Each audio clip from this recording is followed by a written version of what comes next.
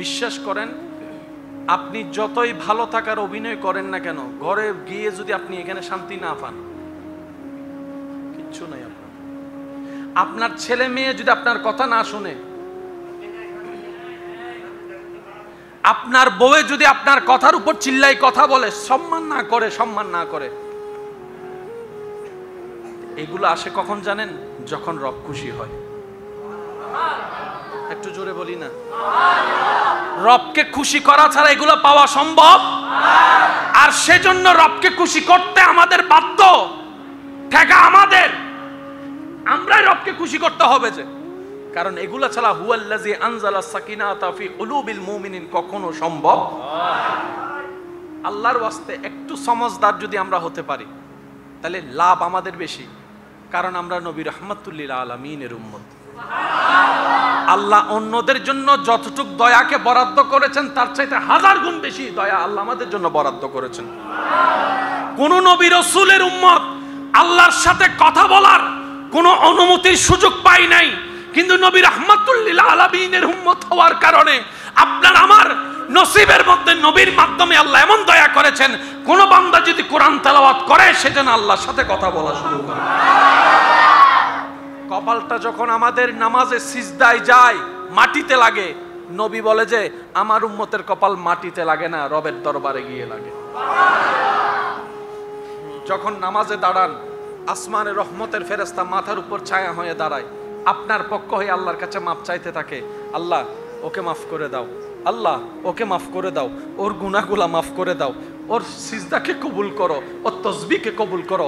আপনি একজন, আপনার পক্ষে ফেরেশতা হয়ে দাঁড়ায় আপনার পক্ষে কথা বলার জন্য। সুবহানাল্লাহ।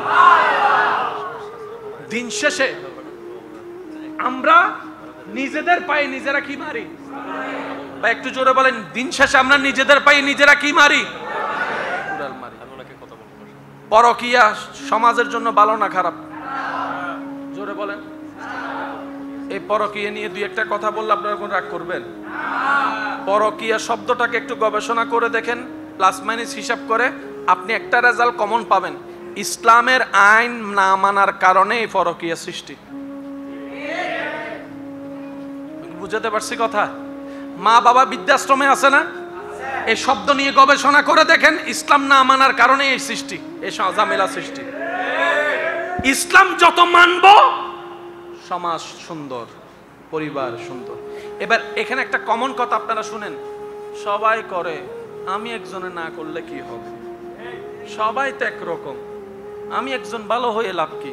আমি বলবো ভাই, 10-এর শুরুটা কিন্তু 1 দিয়ে হয়। 10 অঙ্কের শুরুটা কিন্তু এই 1 আপনি হয়ে যান। বেনামাজির সাথে চলতে গেলে বেনামাজি হবেন, আর নামাজির সাথে চলতে থাকলে আপনিও একদিন নামাজি হয়ে যাবেন নিজের অজান্তে। সেজন্য কত সুন্দর বলে,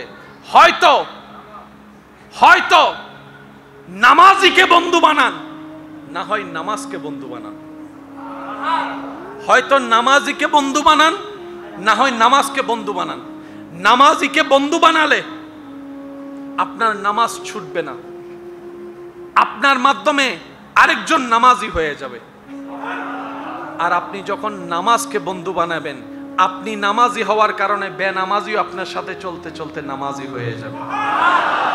হয়তো নামাজকে বন্ধু বানান, আর না হয় নামাজিকে বন্ধু বানান। ইসলাম এত সুন্দর করে সাজিয়ে দিয়েছেন, এর উপর আর কোনো জীবন বিধান হয় না। আপনি দেখেন 100 মনীষীর জীবনী বাজারে অ্যাভেলেবেল পাওয়া যাচ্ছে। লেখনেওয়ালা যিনি লিখেছেন, ওনার ধর্মকে সম্মান রেখে উনি কাজটা করেছেন, কিন্তু 1 নম্বরে কারো নাম লেখে নাই, আপনার আমার নবীর নামকে লিখেছেন। সুবহানাল্লাহ।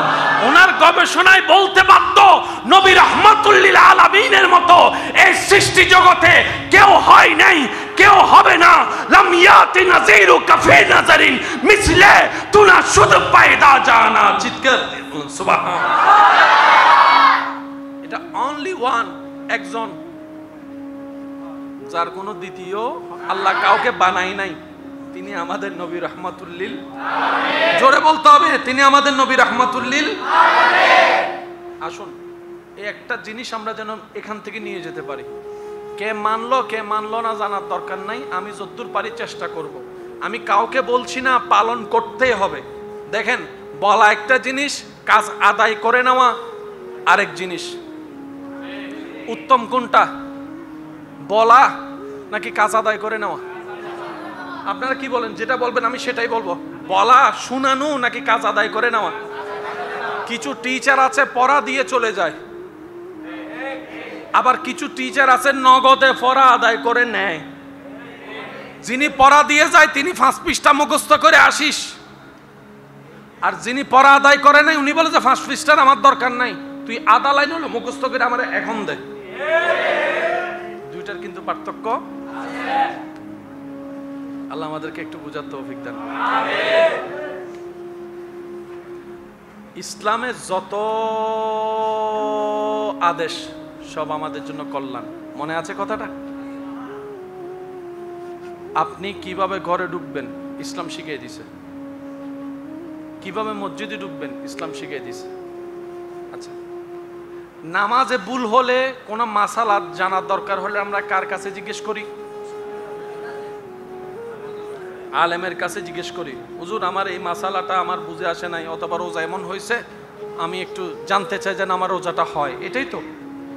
স্যার, কয়জন স্বামী আলেমকে জিজ্ঞেস করেছেন যে আমার অধিকার কি কি, আমার দায়িত্ব কি কি? বুঝাইতে পারি না মনে কথাটা আমি। কয়জন স্বামী নিজের দায়িত্ব সম্পর্কে সচেতন হওয়ার জন্য ইসলামকে প্রশ্ন করেছে? স্বামী জানে না স্বামীর দায়িত্ব কি, বউ জানে না বউয়ের দায়িত্ব কি। আমরা মনে করি 3টা কবুল বললাম, হাবাই দিলাম বৈরাত।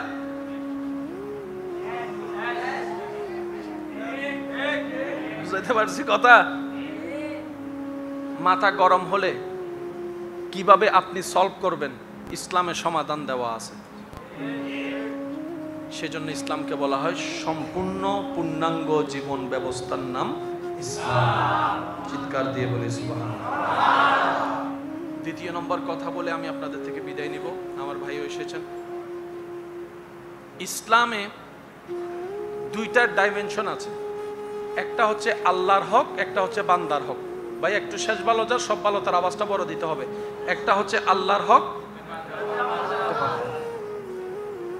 আল্লাহর হক এবং বান্দার হকের মধ্যে এতটুকু পার্থক্য মনে রাখবেন, আল্লাহর হক নষ্ট হলে আল্লাহ চাইলে সেকেন্ডের আগে মাফ করে দেন, কিন্তু বান্দার হকে সামান্য বালু পরিমাণ 19-20 হলে ওই বান্দা যতক্ষণ মাফ না করবে আল্লাহ ততক্ষণ মাফ করবে না। এটার সাথে সামঞ্জস্য রেখে বর্তমান সময়কে সামনে রেখে একটা কথা বলতে চাই আমার যুবক ভাই বোনদের উদ্দেশ্যে। আমাদের বর্তমান একটা বদঅভ্যাস হয়ে গিয়েছে, যে কারো অনুমতি ছাড়া যে কারো ছবি তুলে ভিডিও করে আমরা ফেসবুকে ছেড়ে দিচ্ছি। এটা মারাত্মক রকমের একটা গুনাহ এবং মারাত্মক রকমের একটা অমানসিকতার কাজ। একজন মানুষ গাড়িতে বসে আছে, আপনি আমি ছবিটা তুলে ফেসবুকে দিয়ে দিলাম, লাইভ দিয়ে দিলাম।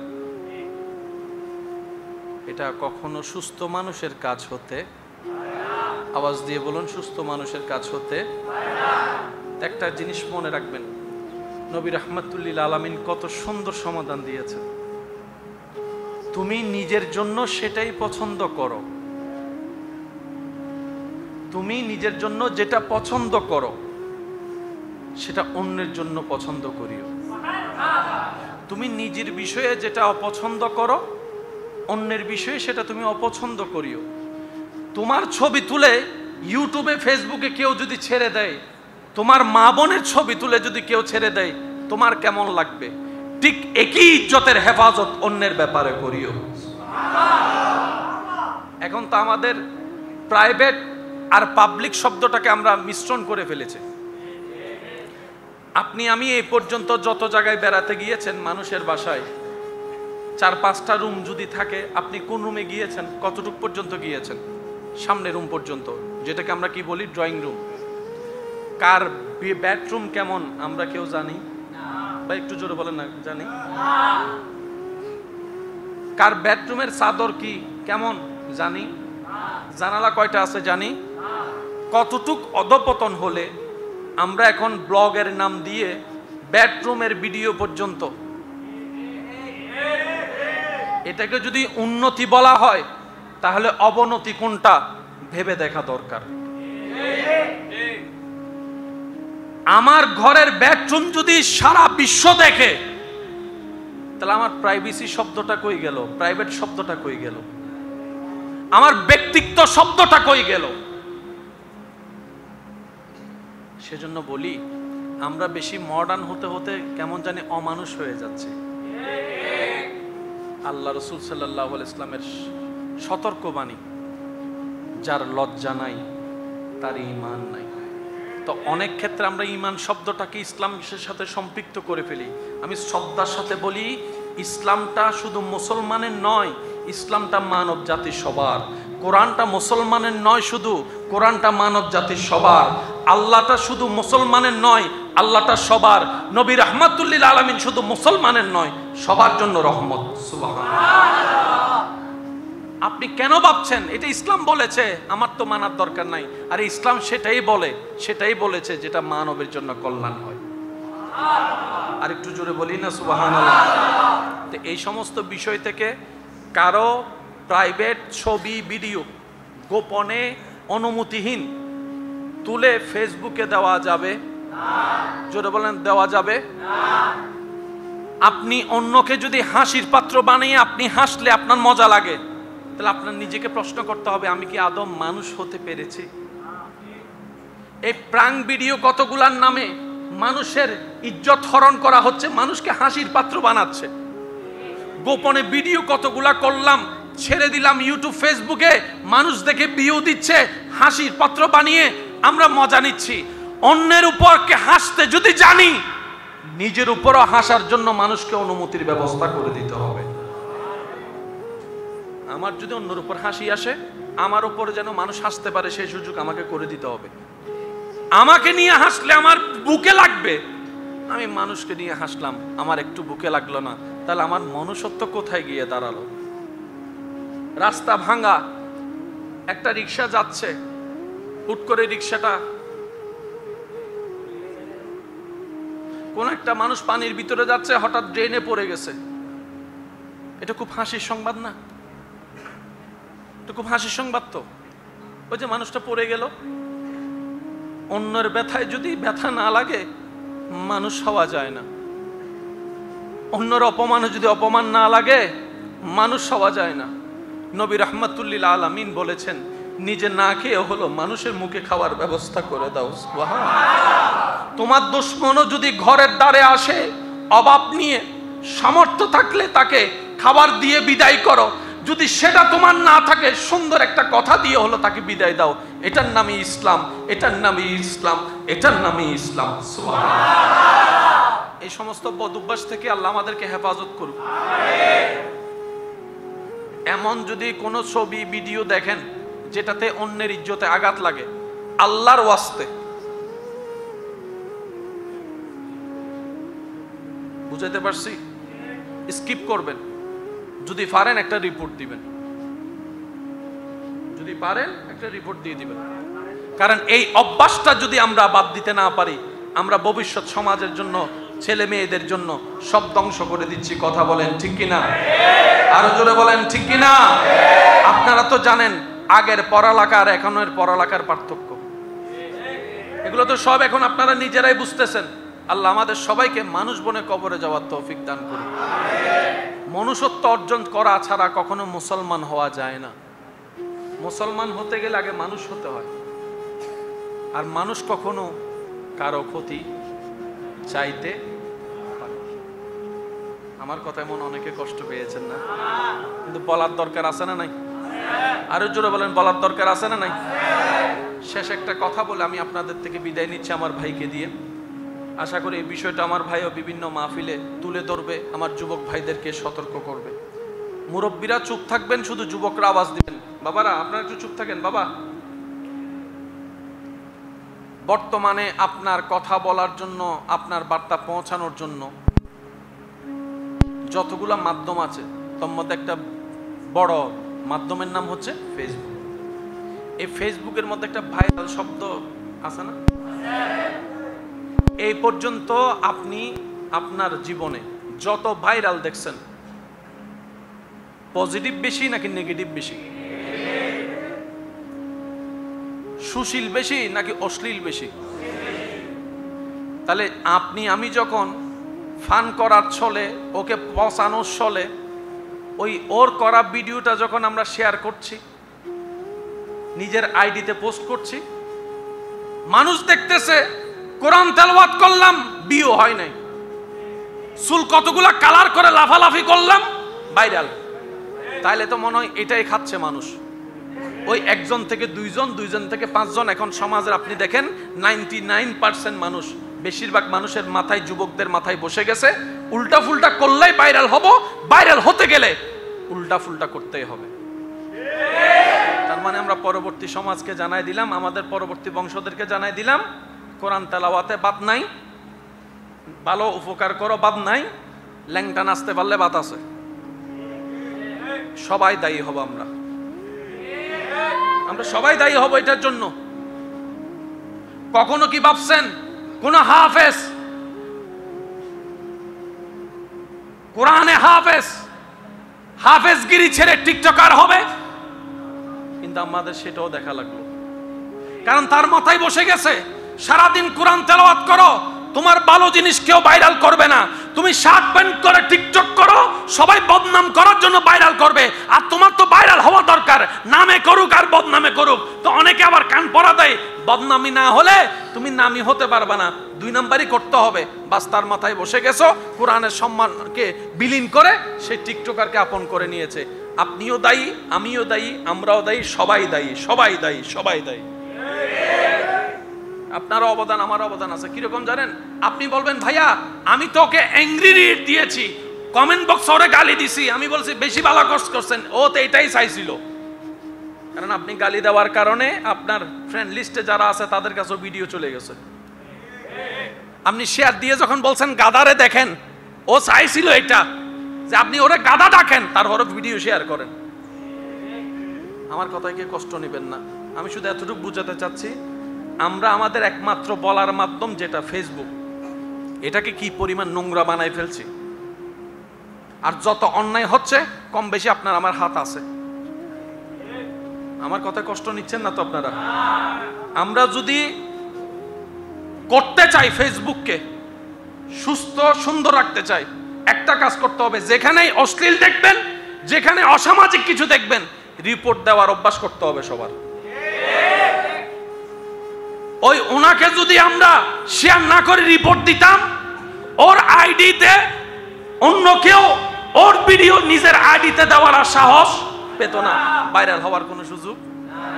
ভাইরাল করেন, 100 বার করেন, যে ভাইরালটা হওয়ার পরে অন্যজন আরেকজন ভালো হবে এমন কাজকে ভাইরাল করেন।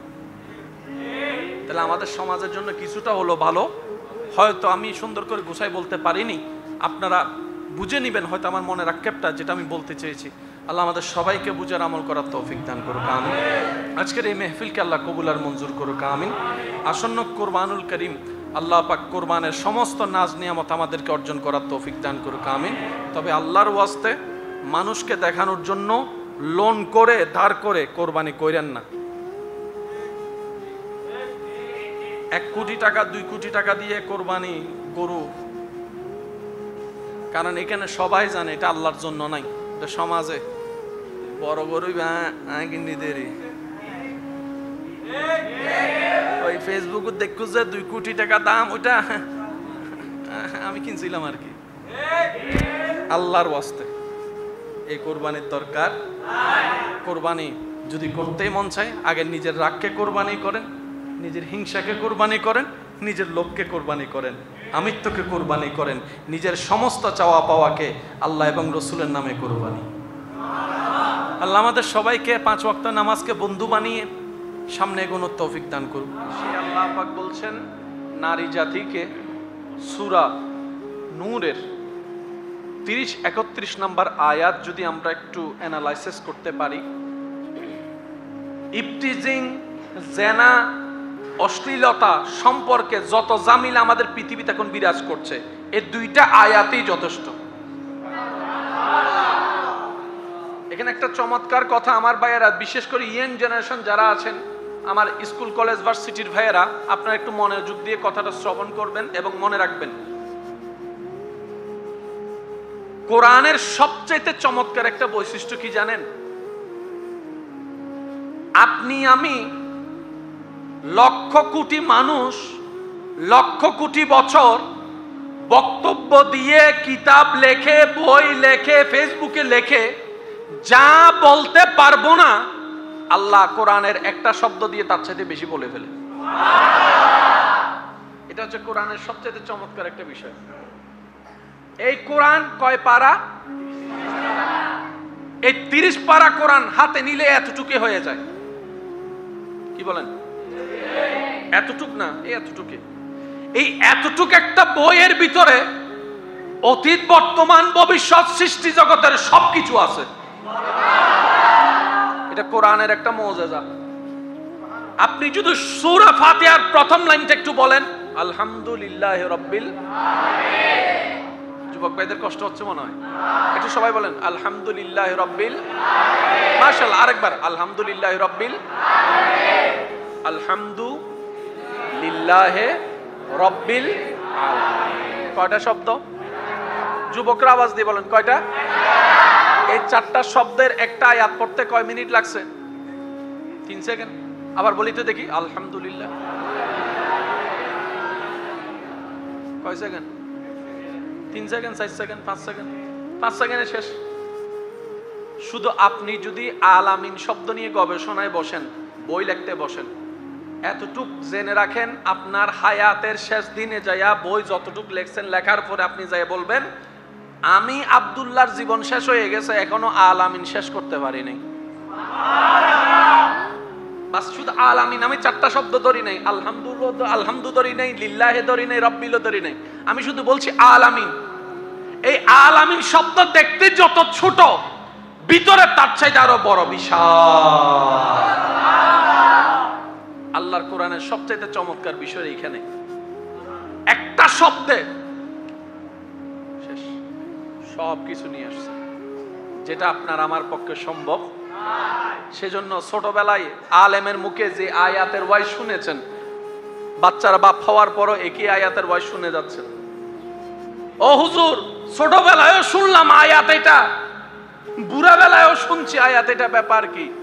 হুজুর বলে, তোমার আমার 14 গোষ্ঠী সবার হায়াত শেষ হতে পারে, হায়াতের কামা হক্কুহু অর্থ করা, ব্যাখ্যা করা কারো পক্ষে সম্ভব নয়। বলেন না সুবহানাল্লাহ। এটার নাম কোরআনুল কারীম। এটার নাম কি ভাইয়া বলেন? এটার নাম কি? এই কোরআনুল কারীমের সূরা নূরের 30 এবং 31 নম্বর আয়াত। শিক্ষিত সমাজের জন্য বলে রাখি, পৃথিবীর 60% অশ্লীলতা দূর করার জন্য এগুলাই যথেষ্ট, আর 40% আমাদের চেষ্টার উপর থাকতে হবে। কারণ শুধু শুনলাম পালন করলাম না, তাইলে কখনো হবে? ভাইয়া মনোযোগ। এই যে যারা মেয়ের বাবা আছেন, বোনের ভাইয়েরা আছেন, আপনি কি চান আপনার বোনের জীবন ধ্বংস হোক? আপনি কি চান কোনো অপবিত্র সম্পর্কে ওরা জড়ায় যাক? কোনো বোনে চাইবে না, কোনো ভাইয়ে চাইবে না বোনের এই ক্ষতি, কোনো মেয়ে কোনো বাবা চাইবে না মেয়ের এই ক্ষতি। আপনার এই ক্ষতি হচ্ছে কিভাবে? অনেকে যে পালাই বিয়ে করে ফেলতেছে, বলেন না, পালাই বিয়ে করছে না, বিভিন্ন কলেজ ভার্সিটির নাম দিয়ে। এটা কি কোনো সুস্থ পরিবেশের মানুষ মেনে নিতে পারে? তাহলে এটা শুরু হলো কিভাবে? একটু খেয়াল করবেন, তাহলে কোরআনের আয়াতটা বুঝতে সক্ষম হবেন, সহজ হবে। কোনো না কোনো অনুষ্ঠানে আমার বোন কোনো না কোনো স্টাইলে পর্দা ছাড়া, যাদের সামনে যাওয়া নিষেধ তাদের সামনে গিয়েছে। কোনো না কোনো কেউ চোখ দিয়ে দেখছে, কোনো না কোনো কাউকে দিয়ে টিস্যুর মধ্যে নাম্বার দিয়ে ফাটাই দিয়েছে। আপনি গেছেন বিয়েতে, কিন্তু আপনার ভাই বোন, আপনার ছেলে মেয়ে কোন দিকে চলে যাচ্ছে আপনার খেয়াল নাই। কারণ আপনি আত্মীয় স্বজন নিয়ে কথা বলতে আছেন, আর কথা না বললে আপনি আবার মুডি হয়ে যাবেন, এটাও একটা বদনাম আছে। এবার দেখেন, ছেলের চোখ পড়লো, মেয়ের পিছনে লাগলো, চেষ্টা করতে করতে 6 মাস 7 মাস পরে আস্তে করে লাইনে নিয়ে আসলো। তারপরে কথা কথা কথা, তারপরে দেখা দেখা দেখা দেখা, তারপর সম্পর্ক গভীর গভীর গভীর, বিয়ের পরে যা হওয়ার বিয়ের আগে তা হওয়া শেষ। এবার আপনি চিন্তায় পড়লেন, হাই সমাজে কেমনে মাথা দেখাবো, মুখ দেখাবো। শুরুটা কি 24 সালে না 20 সালে? তো 20 সালে যদি শুরুটা গলা চিপে ধরতে পারতাম, 24 সালের ক্ষতিটা কখনো। আল্লাহ তাআলা কোরআনুল কারীমের সূরা, এই যে যুদ্ধ, যেটা এই যুদ্ধকে বলা হয় জিহাদে আকবর। আর একটু জোরে বলি না? আমি সহজ ভাষায় বলার চেষ্টা করছি যাতে আপনাদের মাথায় এবং মনে থাকে এবং মিলও খুঁজে পান। মনে বলে দেখ, চোখে বলে দেখবো না। মনে বলে যে একটুখানি দেখলে কি হয়। শব্দটা হয়তো পরিচিত আছে মনে হয়। একখানা করি চাইলে কি, একখানা করি আসো না। তখন বিবেক বলে বড় বড় খাল ও নদীও সৃষ্টি হয় এক ফোঁটা ছিদ্র থেকে। যাদের ডায়াবেটিস আছে তারা জানে, ফুট ছিল একটা কাঁটা মাত্র। কাঁটার মাথার কত বড় হবে? একটুখানি। এই একটুখানি গাও থেকে পুরা পা ফেলে দেওয়া লাগছে। যে কোনো শুরু হয় একটু থেকে, বলে না যে কোনো শুরু হয়। তখন বিবেক বলে আমি দেখব না, একটু ছিদ্র হতে দিব না। এইবার আপনি যখন চোখটা ওখান থেকে হেফাজত করে ফেললেন, আল্লাহ পাক এটার উপর খুশি হয়ে আপনার সারা জীবনের গুনাহ মাফ করে দিতে পারে। এবার আপনার না তাকানোর কারণে কি হলো? অন্তত আপনার দ্বারা ওই মেয়ের সাথে প্রেমের সম্পর্ক, হারাম সম্পর্ক হওয়ার কোনো সুযোগও হয় নাই, ওই রকম অনৈতিক কাজ হওয়ার সুযোগও হয় নাই, সমাজও আপনার কারণে নষ্ট হলো না। এটাই হচ্ছে ইসলামের চাওয়া। ইসলামের চাওয়া হচ্ছে মানব জাতি যেন সুন্দর জীবন যাপন করে, ভালো থাকে। এবার বলেন, ইসলাম কি আমাদের ক্ষতি চায় না ভালো চায়? আমরাই আমাদের ক্ষতি চাই। মনে রাখবেন এই কথা। আল্লাহ মানুষের উপর জুলুম করে না, এটা আল্লাহ পাক কোরআনেই বলছেন। আল্লাহ মানুষের উপর জুলুম করে না। আল্লাহ নিজে বলছেন মানুষ নিজের উপর নিজেই জুলুম করে। আমি আল্লাহ তারে ঘুমাইতে বললাম তাড়াতাড়ি,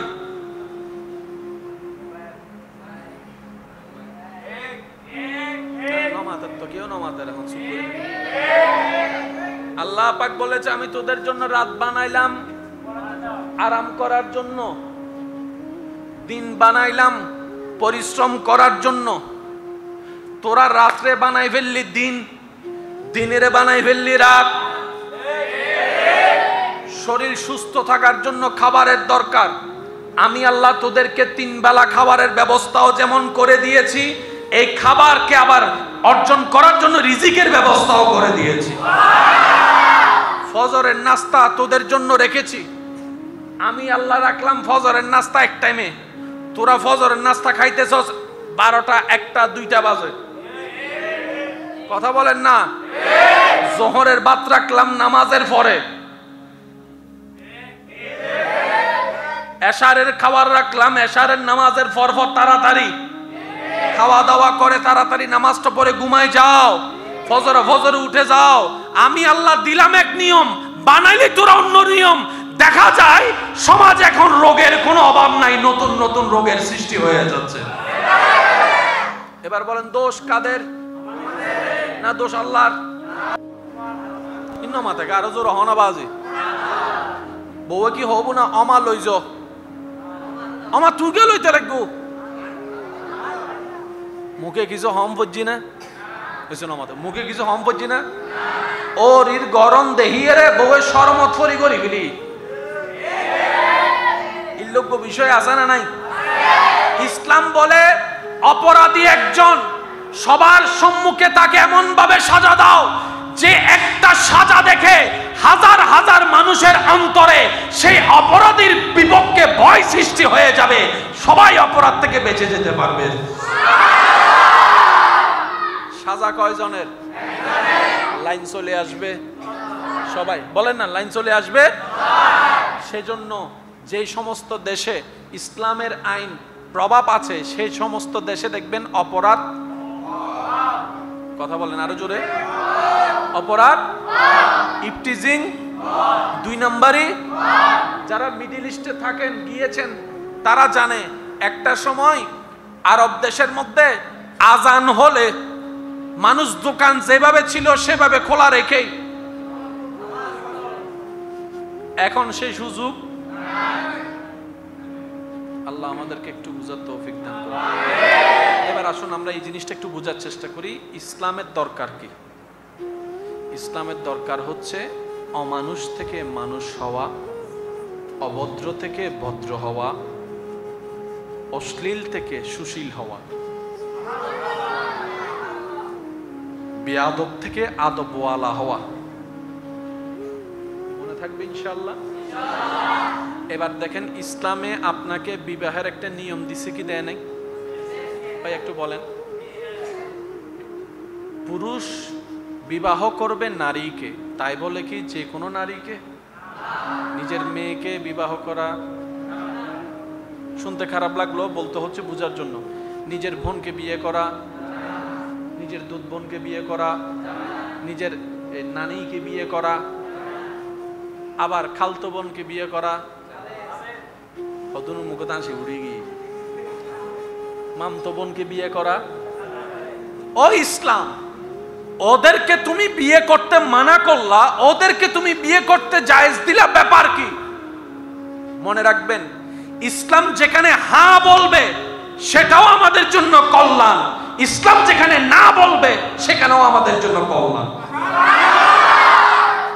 এখানে পুরুষ নারীর শুধু ফ্যাক্ট নয়, জেনেটিক একটা ফ্যাক্ট আছে, ডিএনএর একটা ফ্যাক্ট আছে, যেটা বিজ্ঞান বর্তমান প্রমাণ করেছে। 1450 বছর আগে ইসলাম আমাদেরকে সতর্ক করে দিয়েছে। ইসলামে পানি খাওয়া জায়েজ, মদ খাওয়া বলেন না, মদ খাওয়া কেন?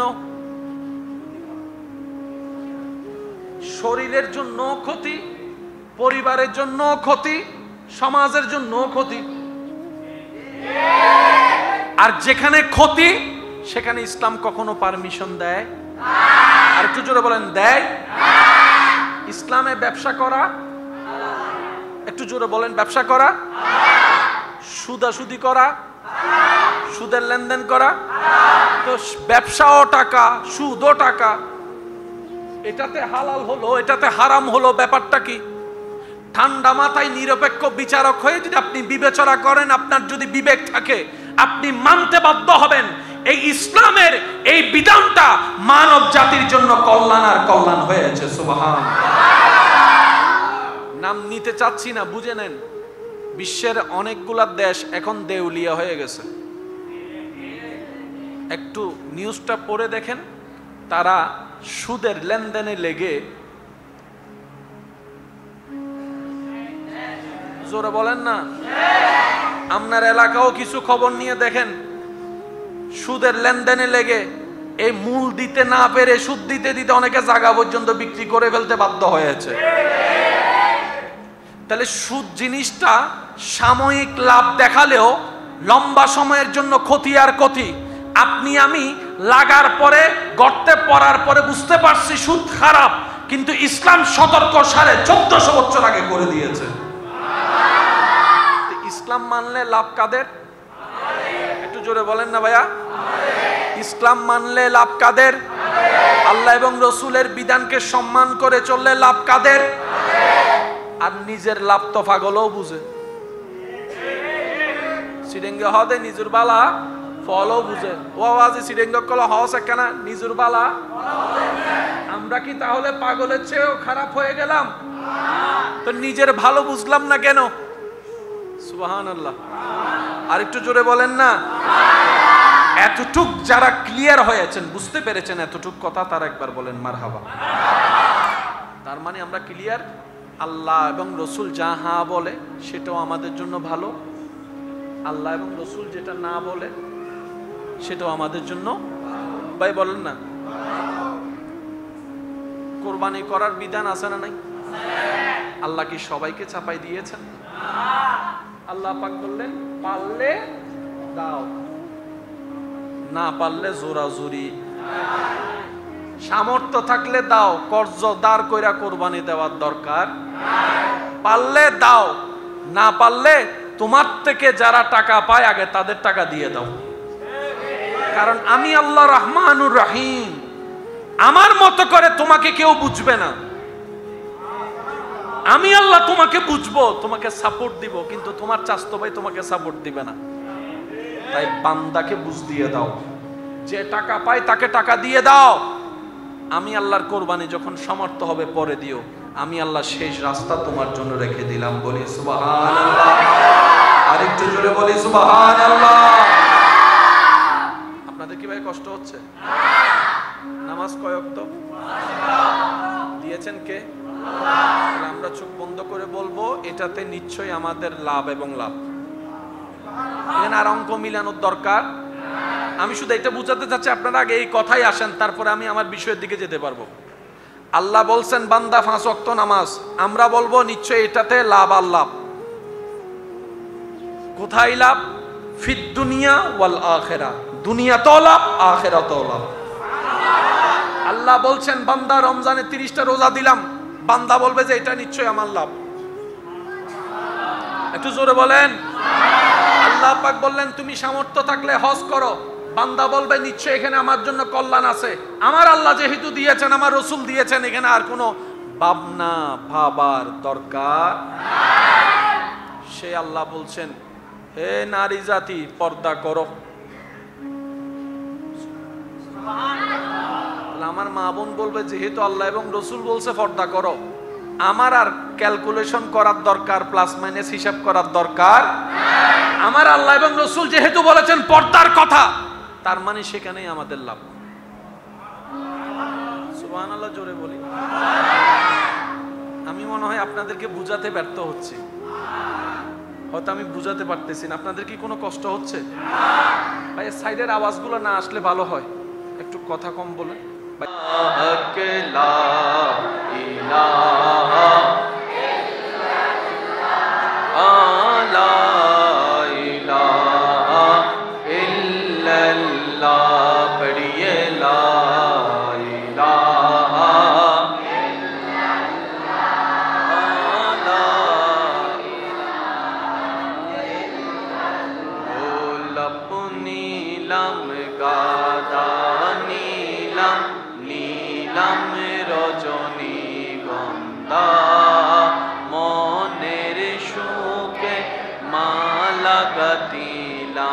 সকাল থেকে সন্ধ্যা একেবারে দেখা দাও যদি, ও গো কামলিওয়ালা।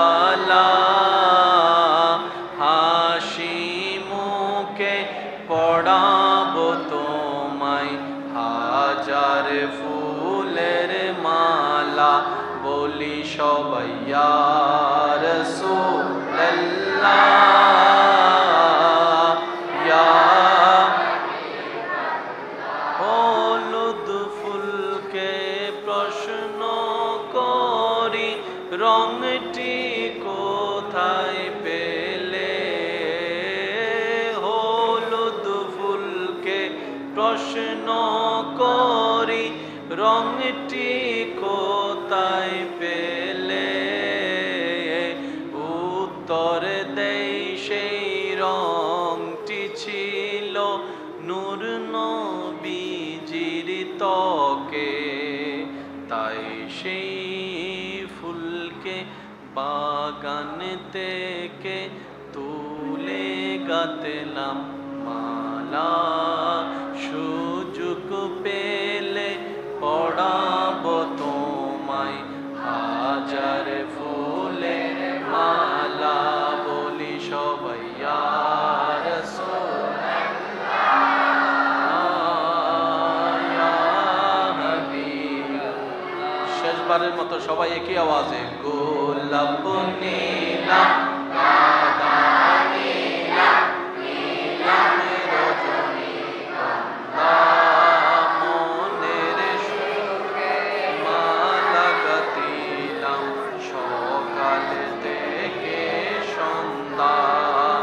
একবারে দেখা দাও যদি ও গো কামলিওয়ালা, একবার দাও যদি ও গো কামলিওয়ালা, হাসি মুখে পড়াব তোমায় হাজার ফুলের মালা। শেষবারে সবার আওয়াজে, কি আওয়াজে? ইয়া রাসূলুল্লাহ,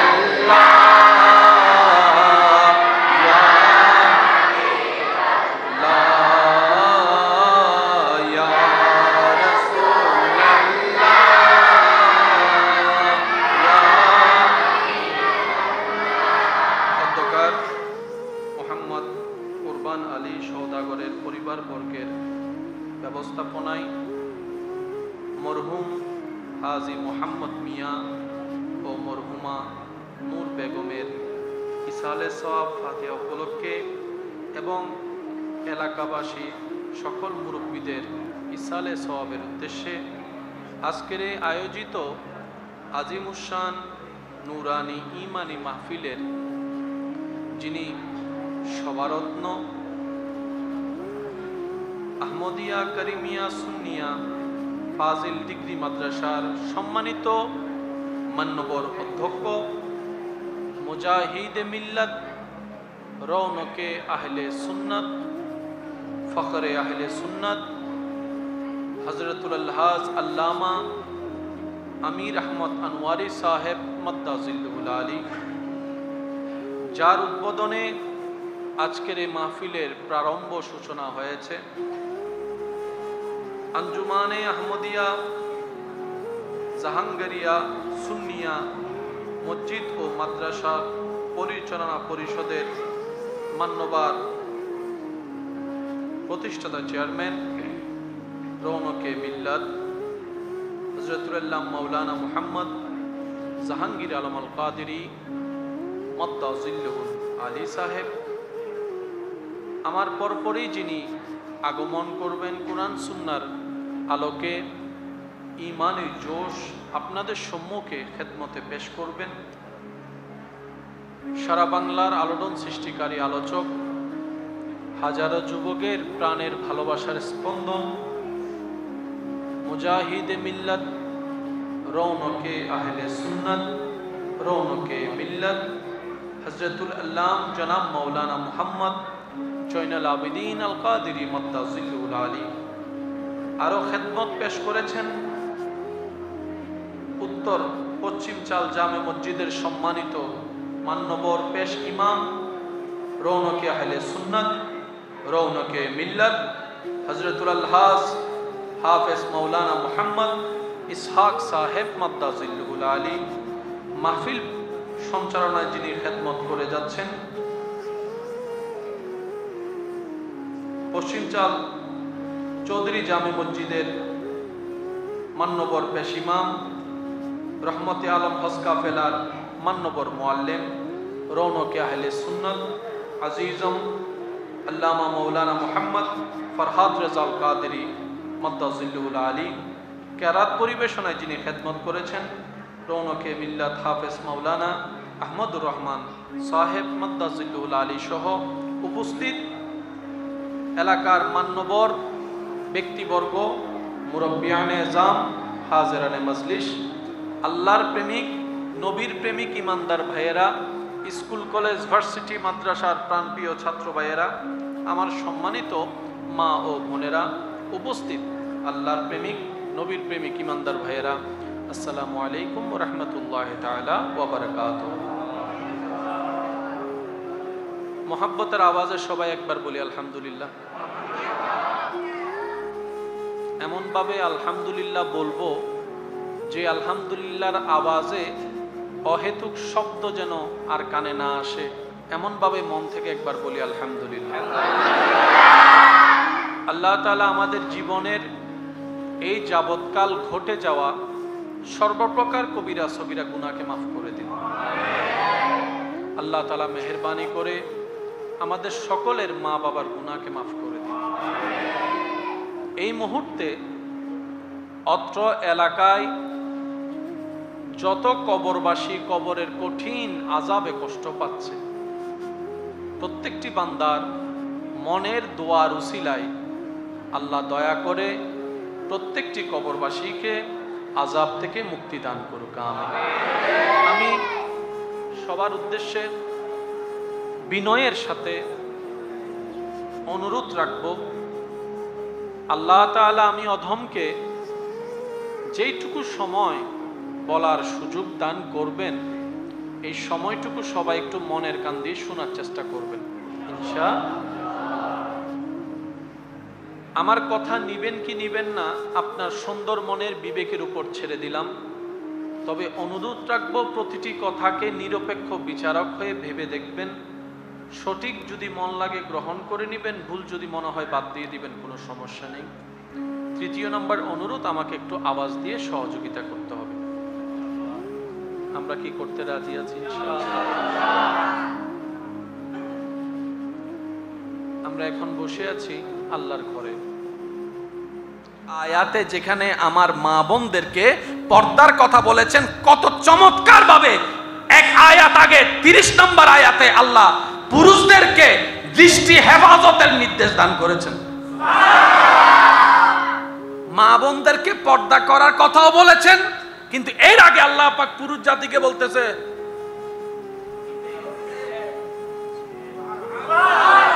এবার আপনি কোথাও গেছেন, চোখ গেছে প্রথমবার, কোনো গুনাহ, এরপর আপনি চোখটাকে নামাই ফেলছেন, মনে বলে যে দেখ না দেখ না দেখ না। এবার আপনি বললেন আমার আল্লাহ নারাজ হবে, আমি চোখ দিয়ে দেখব না, আমি এই চোখকে আল্লাহর হুকুম পালন করার জন্য দুনিয়ার বেগানাকে এই কারণেই দেখব না যাতে এই চোখ দিয়ে জান্নাতে আমি আল্লাহর নিয়ামতের হুর দেখতে পারি। যুদ্ধ চলতেছে এখন মনের সাথে চোখের সাথে। মনে বলতে সাহস না, চোখে হত দেন। আশা করি একটু বুঝতে পারবেন ভাইয়া, মনোযোগ।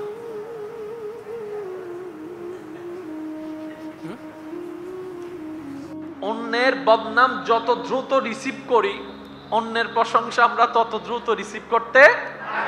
আমাদের জবান অন্যের বদনামে যতবার ব্যবহার হয়েছে, অন্যের প্রশংসা করার জন্য আমরা সেভাবে ব্যবহার করতে পারি, যার কারণে আমরা সব সময় লাভের মধ্যে থাকার স্বপ্ন দেখে লসের কোটায় সব সময় বসবাস করি। এই লসটাই আসল প্রমাণ হবে যখন চোখটা বন্ধ হবে, আপনরাই কাপন পরিয়ে কবরের দিকে নিবে, চতুর্দিকে মাটি দিয়ে উপর দিকে মাটি চাপা দিবে। যখনই কবরের মধ্যে আমাদের চোখ খুলবে, তখনই বুঝতে পারবো আসলে কি লাভের মধ্যে ছিলাম নাকি লসের মধ্যে ছিলাম। হায় আফসোস, তখন আর ফিরে আসার কোনো সুযোগ থাকবে।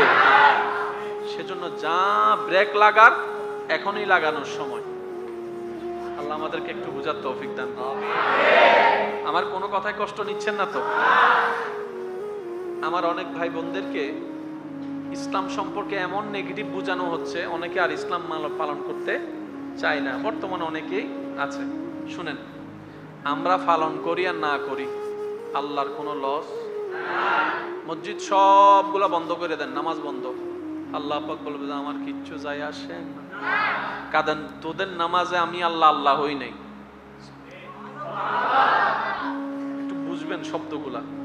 আল্লাহ বলে তোরা বান্দার নামাজে আমার কোনো লাভও নাই, লসও নাই, কিন্তু নামাজ যদি পড়স তোদের লাভ, না পড়লে লস তোদের। সুতরাং তোরা ইসলাম পালন করলে তোদের লাভ, না করলে আমি আল্লাহর কোনো লস, আমি আল্লাহর কোনো লস। যেখানে শান্তি আছে সেখানে অশান্তি, যেখানে অশান্তি আছে সেখানে শান্তি। কষ্ট না নিলে দুই একটা কথা বলবো। বাংলাদেশে আইন আছে না, সাজা আছে না, এগুলা কেন? যাতে অপরাধ দিন দিন এখন কি অপরাধ দিন দিন কমছে না? কেন? আমার যে কোনো ভাই বলবে আসলে আইন আছে, আইনের প্রয়োগ নাই। এই কথাই তো বলবেন। আমি দেশের আইনের প্রতি সর্বোচ্চ শ্রদ্ধা রেখে কথাটা বলছি। আইন হয় মানুষের জন্য। গরু গরু ছাগলের জন্য আইন, এটার লক্ষ্যটা কি? অপরাধ যেন কমে, চুরি যেন কমে, ডাকাতি যেন কমে। শব্দগুলো একটু নোট করবেন। ডাকাতি যেন কমে, ইপটিজিং যেন কমে, বউয়ের উপর অত্যাচার করা যেন কমে, মা বাবাকে কষ্ট দেওয়া যেন কমে, 2 নম্বরই হওয়া যেন কমে, ওজনে কম দেওয়া বেশি দেওয়া যে বেজালটা ওইটা যেন কমে, জায়গার দলিল নিয়ে 2 নম্বরই করা যেন কমে, টাকা নিয়ে টাকা মেরে খাওয়ার অভ্যাস যেন কমে। এগুলা কমলে লাভ কি? সমাজটা সুন্দর থাকবে, শান্তিতে থাকবে। ইসলাম বলে অপরাধী একজন, সবার সম্মুখে তাকে এমন ভাবে সাজা দাও যে একটা সাজা দেখে হাজার হাজার মানুষের অন্তরে সেই অপরাধীর বিপক্ষে ভয় সৃষ্টি হয়ে যাবে, সবাই অপরাধ থেকে বেঁচে যেতে পারবে। সাজা কয়জনের? লাইন চলে আসবে সবাই, বলেন না লাইন চলে আসবে। সেজন্য যে সমস্ত দেশে ইসলামের আইন প্রভাব আছে সেই সমস্ত দেশে দেখবেন অপরাধ, কথা বলেন আরো জোরে, অপরাধ, ইপটিজিং 2 নম্বরই। যারা মিডল ইস্টে থাকেন, গিয়েছেন, তারা জানে একটা সময় আরব দেশের মধ্যে আজান হলে মানুষ দোকান যেভাবে ছিল সেভাবে খোলা রেখেই, এখন সেই সুযোগ। আল্লাহ আমাদেরকে একটু বুঝার তৌফিক দান করুন। এবার আসুন আমরা এই জিনিসটা একটু বোঝার চেষ্টা করি। ইসলামের দরকার কি? ইসলামের দরকার হচ্ছে অমানুষ থেকে মানুষ হওয়া, অভদ্র থেকে ভদ্র হওয়া, অশ্লীল থেকে সুশীল হওয়া, বেয়াদব থেকে আদবওয়ালা হওয়া। মনে থাকবে ইনশাআল্লাহ। এবার দেখেন ইসলামে আপনাকে বিবাহের একটা নিয়ম দিছে কি দেয় নাই? ভাই একটু বলেন। পুরুষ বিবাহ করবে নারীকে, তাই বলে কি যে কোনো নারীকে? নিজের মেয়েকে বিবাহ করা, শুনতে খারাপ লাগলো, বলতে হচ্ছে বুঝার জন্য। নিজের বোনকে বিয়ে করা, নিজের দুধ বোনকে বিয়ে করা, নিজের নানিকে বিয়ে করা, আবার খালতো বোনকে বিয়ে করা, হদুনুর মুখে দাঁড়িয়ে উড়ে গিয়ে মামতো বোনকে বিয়ে করা। ও ইসলাম, ওদেরকে তুমি বিয়ে করতে মানা করলা, ওদেরকে তুমি বিয়ে করতে জায়েজ দিলা, ব্যাপার কি? মনে রাখবেন, ইসলাম যেখানে হ্যাঁ বলবে সেটাও আমাদের জন্য কল্যাণ, ইসলাম যেখানে না বলবে সেখানেও আমাদের জন্য কল্যাণ। এখানে পুরুষ নারীর শুধু ফ্যাক্ট নয়, জেনেটিক একটা ফ্যাক্ট আছে, ডিএনএ এর একটা ফ্যাক্ট আছে, যেটা বিজ্ঞান বর্তমান প্রমাণ করেছে। 1450 বছর আগে ইসলাম আমাদেরকে সতর্ক করে দিয়েছে। ইসলামে পানি খাওয়া জায়েজ, মদ খাওয়া, জোরে বলেন না, মদ খাওয়া কেন? শরীরের জন্য ক্ষতি, পরিবারের জন্য ক্ষতি, সমাজের জন্য ক্ষতি। আর যেখানে ক্ষতি সেখানে ইসলাম কখনো পারমিশন দেয়? আর একটু জোরে বলেন, দেয়? ইসলামে ব্যবসা করা, একটু জোরে বলেন, ব্যবসা করা, সুদাসুদি করা, সুদের লেনদেন করা, তো ব্যবসাও টাকা, সুদও টাকা, এটাতে হালাল হলো, এটাতে হারাম হলো, ব্যাপারটা কি? ঠান্ডা মাথায় নিরপেক্ষ বিচারক হয়ে যদি আপনি বিবেচনা করেন, আপনার যদি বিবেক থাকে, আপনি মানতে বাধ্য হবেন এই ইসলামের এই বিধানটা মানব জাতির জন্য কল্যাণ আর কল্যাণ হয়েছে। সুবহানাল্লাহ। নাম নিতে চাচ্ছি না, বুঝে নেন, বিশ্বের অনেকগুলা দেশ এখন দেউলিয়া হয়ে গেছে। একটু নিউজটা পড়ে দেখেন, তারা সুদের লেনদেনে লেগে, জোরে বলেন না, আপনার এলাকাও কিছু খবর নিয়ে দেখেন, সুদের লেনদেনে লেগে এই মূল দিতে না পেরে সুদ দিতে দিতে অনেকে জায়গা পর্যন্ত বিক্রি করে ফেলতে বাধ্য হয়েছে। তাহলে সুদ জিনিসটা সাময়িক লাভ দেখালেও লম্বা সময়ের জন্য ক্ষতি আর ক্ষতি। আপনি আমি লাগার পরে, গর্তে পড়ার পরে বুঝতে পারছি সুদ খারাপ, কিন্তু ইসলাম সতর্ক 1450 বছর আগে করে দিয়েছে। ইসলাম মানলে লাভ কাদের? জোরে বলেন না ভাইয়া? ইসলাম মানলে লাভ কাদের? আল্লাহ এবং রসুলের বিধানকে সম্মান করে চললে লাভ কাদের? আর নিজের লাভ তো পাগলও বুঝে। সিডেঙ্গে হদে নিজের বালা ফলও বুঝে। ও আওয়াজে সিডেঙ্গ কল হস একখানা নিজের বালা। আমরা কি তাহলে পাগলের চেয়েও খারাপ হয়ে গেলাম? তো নিজের ভালো বুঝলাম না কেন? সুবহানাল্লাহ। আরেকটু জোরে বলেন না? এতটুক যারা ক্লিয়ার হয়েছেন, বুঝতে পেরেছেন এতটুক কথা, তারা একবার বলেন মারহাবা। তার মানে আমরা ক্লিয়ার, আল্লাহ এবং রসুল যাহা বলে সেটাও আমাদের জন্য ভালো, আল্লাহ এবং রসুল যেটা না বলে সেটাও আমাদের জন্য। ভাই বলেন না? কোরবানি করার বিধান আছে না নাই? আল্লাহ কি সবাইকে চাপাই দিয়েছেন? আল্লাহ পাক বললেন পারলে দাও, না পারলে জোরাজুরি। সামর্থ্য থাকলে দাও, কর্জ দাঁড় কইরা কোরবানি দেওয়ার দরকার। পারলে দাও, না পারলে তোমার থেকে যারা টাকা পায় আগে তাদের টাকা দিয়ে দাও। কারণ আমি আল্লাহ রহমানুর রহিম, আমার মতো করে তোমাকে কেউ বুঝবে না। আমি আল্লাহ তোমাকে বুঝবো, তোমাকে সাপোর্ট দিব, কিন্তু তোমার চাচতো ভাই তোমাকে সাপোর্ট দিবে না। তাই বান্দাকে বুঝ দিয়ে দাও, যে টাকা পায় তাকে টাকা দিয়ে দাও। আমি আল্লাহর কোরবানি যখন সমর্থ হবে পরে দিও, আমি আল্লাহ শেষ রাস্তা তোমার জন্য রেখে দিলাম। বলি সুবহানাল্লাহ। আরেকটু জোরে বলি সুবহানাল্লাহ। আপনাদের কি ভাই কষ্ট হচ্ছে? নামাজ কয় ওয়াক্ত দিয়েছেন কে? তাহলে আমরা চোখ বন্ধ করে বলবো এটাতে নিশ্চয়ই আমাদের লাভ এবং লাভ। এখানে আর অঙ্ক মিলানোর দরকার। আমি শুধু এটা বুঝাতে চাচ্ছি, আপনারা আগে এই কথাই আসেন, তারপরে আমি আমার বিষয়ের দিকে যেতে পারবো। আল্লাহ বলছেন বান্দা 5 ওয়াক্ত নামাজ, আমরা বলবো নিশ্চয়ই এটাতে লাভ আর লাভ। কোথায় লাভ? ফিদ দুনিয়া ওয়াল আখিরাহ, দুনিয়াতেও লাভ, আখিরাতেও লাভ। আল্লাহ বলছেন বান্দা রমজানে 30টা রোজা দিলাম, বান্দা বলবে যে এটা নিশ্চয়ই আমার লাভ। একটু জোরে বলেন। আল্লাহ পাক বললেন তুমি সামর্থ্য থাকলে হজ করো, বান্দা বলবে নিশ্চয়ই এখানে আমার জন্য কল্যাণ আছে। আমার আল্লাহ যেহেতু দিয়েছেন, আমার রসুল দিয়েছেন, এখানে আর কোনো ভাবনা ভাবার দরকার। সে আল্লাহ বলছেন হে নারী জাতি পর্দা করো। আমার মা বোন বলবে যেহেতু আল্লাহ এবং রসুল বলছে পর্দা করো, আমার আর ক্যালকুলেশন করার দরকার, প্লাস মাইনাস হিসাব করার দরকার। আমার আল্লাহ এবং রসুল যেহেতু বলেছেন পর্দার কথা, তার মানে সেখানেই আমাদের লাভ। সুবহানাল্লাহ জোরে বলি।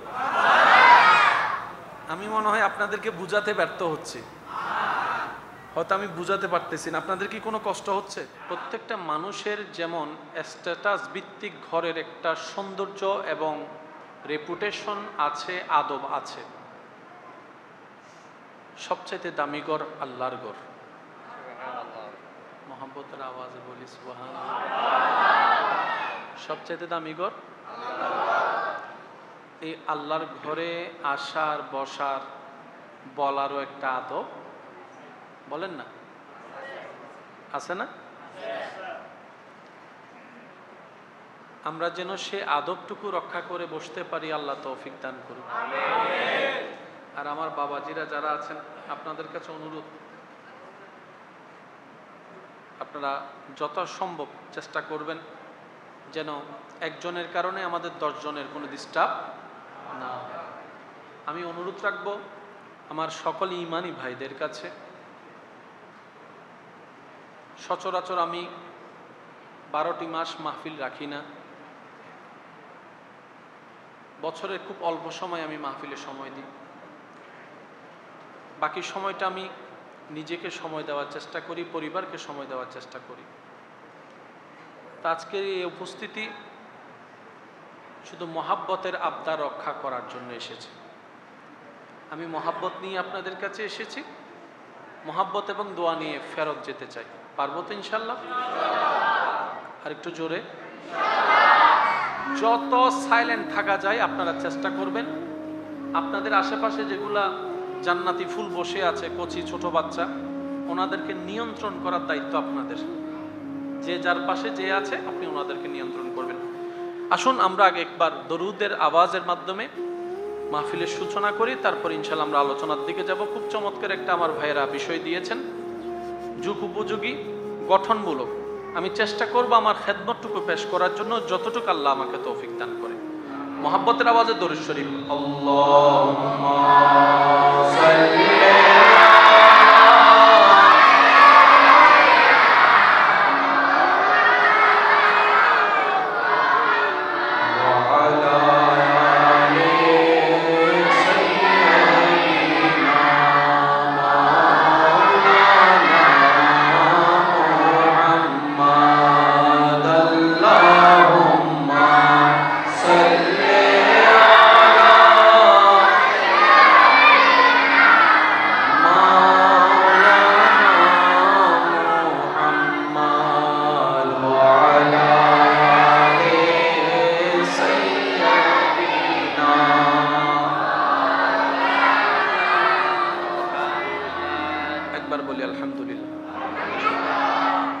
আলোচনায় যাব 50-50। আমি 50% রাখবো, আপনারা 50% রাখবেন। 50-50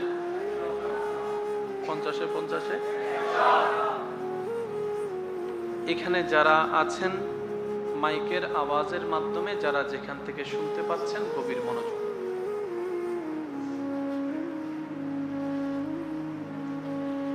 যেই ঘরে আমরা বসে আছি, ঘরটা জানি কার? এই ঘরের খাস একটা নিয়ামত হচ্ছে, এই ঘরের দিকে তাকালো সওয়াব। যাদের গুনাহ বেশি তারা সুবহানাল্লাহ বলবেন, আর যাদের সওয়াব বেশি তারা সুবহানাল্লাহ না বললেও চলবে। ঘর এটার দিকে তাকালেও সওয়াব, বসলেও সওয়াব। সুবহানাল্লাহ। নামাজের ইমামের ইমামতির অপেক্ষা করলেও সওয়াব। শুধু গড়টার দিকে আসার নিয়তে গড় থেকে বের হয়েছেন, কদমে কদমে সওয়াব। হাযা বাইতুল্লাহ, আল্লাহর ঘর। তাহলে আল্লাহর ঘরের মতো দামি পৃথিবীতে আর কিছু। এখানে যারা আছেন, যারা চলে গিয়েছেন কবরে, যারা চলে গিয়েছেন কবরে, যারা আছি, যারা আসবে, বলতে হবে যে একটু কথা। একদল বিদায় নিয়েছে, একদল এখনো, আরেক দল যেমন আপনার নাতি, যারা বিয়ে করেন তাদের বাচ্চা, এগুলা আসার পথে। অনেকেই বিদায় নিয়েছেন, আমরা আছি। কেউ কারোর সাথে দেখা হওয়ার তেমন সুযোগ না থাকলেও মাহশারে সবাই এক জায়গায় হয়ে যাবে, হাসরের ময়দানে। ডান বাম সামনে পিছে উপর নিচে সবাই এক জায়গায়, মাহশার, ইহশারু, হাসরের ময়দান। এই যে আপনি আসলেন, বাংলাদেশে এতগুলা জেলা থাকতে আপনার জন্মটা চট্টগ্রামে কেন হলো? একটু ভাবেন। চট্টগ্রামে এতগুলা থানা থাকতে আপনার জন্মটা এখানে কেন হলো? মনে রাখবেন ভাইয়েরা, যার জন্য যে প্লেসটা যেখানেই উত্তম, আল্লাহ পাক সেখানেই পাঠিয়ে দিয়েছেন। যার জন্য যেটা উত্তম সেটা সেখানে তাকে চলে যেতে হবে। সেজন্য অনেকের জন্ম হয় এক জায়গায়, ব্যবসার মাধ্যমে হোক, এমনি হোক, চাকরির মাধ্যমে হোক, জীবন শুরু হয়ে যায় আরেক জায়গায়। আল্লাহ তাআলার প্রত্যেকটা কাজের এত সুন্দর নিপুণ প্ল্যানিং, যেখানে হাত দেওয়ার মতো অধিকারও নাই, দরকারও নাই। সেই আল্লাহ আমাদেরকে একটা বিধান দিয়েছেন, জীবন বিধান, যার নাম ইসলাম। সুবহানাল্লাহ বলেন, জোরে বলেন। ওই যে বললাম না 50-50, আমি অর্ধেক আপনার অর্ধেক। আল্লাহ একটা জীবন বিধান দিয়েছেন, যার নাম কি বলেছি ভাইয়া? এই ইসলামের ভিতরে বাহিরে উপরে নিচে চতুর্দিকে কিছু নিয়ম কানুন এই নিয়ম কানুনগুলো কি গরু ছাগলের জন্য না মানুষের জন্য? আমরা কি গরু ছাগলের দলে না মানুষের দলে? তার মানে নিয়ম কানুনগুলা আমাদের রব দিয়েছেন কাদের জন্য? জোরে বলেন, কাদের জন্য? এই নিয়মগুলা কি? এই নিয়মগুলা পালন করলে কি, না পালন করলে কি, বাস এতটুক যদি আমরা বুঝতে পারি, আমাদের ইন্টারনাল এক্সটার্নাল অনেক প্রবলেম সলভ হয়ে যাবে। সুবহানাল্লাহ বলি একটু। আমি সবার উদ্দেশ্যে একটা কথা বলি, যারা যেখান থেকে শুনছেন আল্লাহর ওয়াস্তে এই কথাটা মাথায় রাখবেন। ইসলাম মানে শান্তি, শান্তি মানে যেখানে অশান্তি নাই। শীত মানে যেখানে গরম, বলতে হবে গরম মানে যেখানে শীত। চুলার মধ্যে ফ্রিজ, ফ্রিজের মধ্যে চুলা। তো গরম বললে চুলা আনেন, ফ্রিজ বললে ঠান্ডা বললে ফ্রিজ আনেন।